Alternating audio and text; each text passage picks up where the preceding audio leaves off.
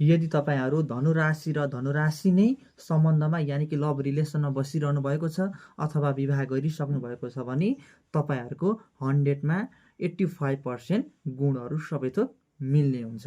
धनुराशि, तपाईँहरू कति शालीन, कति सुशील, कति व्यवहारिक मान्छे हुनुहुन्छ र तपाईँले पनि त्यस्तै पत्नी अथवा तपाईँले पनि त्यस्तै पति पाउनुभयो भने दुवैजना शालीन मिलिसकेपछि झन् धेरै राम्रो एट्याचमेन्ट हुन्छ।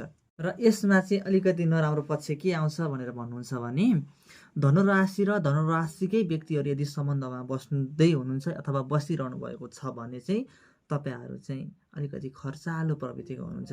अरूको दुःख पनि आफ्नै दुःख जस्तो चाहिँ सम्झिनुहुन्छ र सबै थोक कुराहरू म्यानेज हुँदाहुँदै पनि धनुराशि भएको व्यक्तिहरू कुनै ठाउँमा यदि बोलिरहनु भएको छ भने अर्को धनुराशि भएको व्यक्तिले चाहिँ त्यहाँ गएर चाहिँ त्यस्तै तरिकाको कुरा गरिदिनु भयो भने चाहिँ अर्को व्यक्तिले अलि रिस उठेको जस्तो हुन्छ।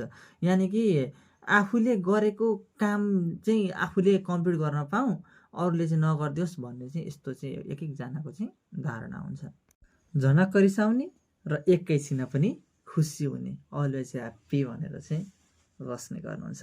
धनुराशि र धनुराशि भएको व्यक्तिहरू लगभग सबै थोक मिल्ने हुन्छ।